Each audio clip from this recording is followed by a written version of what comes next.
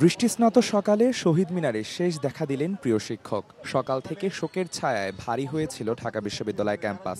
সাবেক সহকর্মী, বন্ধু এবং শিক্ষার্থীদের ভালোবাসায় বিদায় নিলেন ঢাকা বিশ্ববিদ্যালয়ের এমিরেটস অধ্যাপক ও কথাসাহিত্যিক সৈয়দ মঞ্জুরুল ইসলাম।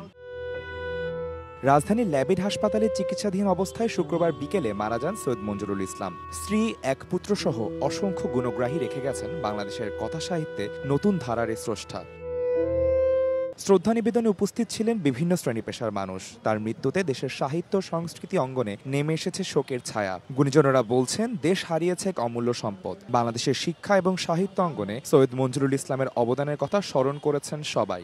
একজন ভালো শিক্ষক তো ছিলেনই, তার সাথে সাথে তিনি সকলের প্রাণের মানুষ ছিলেন। কখনো উচ্চকণ্ঠ হয়ে মঞ্জুরকে আমি কোথাও কিছু বলতে দেখিনি।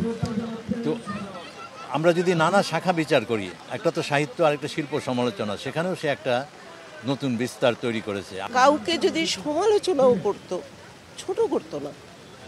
আজকাল যে এই যে মূল্যবোধের অবক্ষয় দেখি, এগুলোর মধ্যে সত্যি সত্যি সৈয়দ মঞ্জুরুল বাতি ঘড়ি ছিল বলবো আমাদের। মিরপুর বুদ্ধিজীবী কবরস্থানে দাফন করা হবে প্রিয় এই অধ্যাপককে।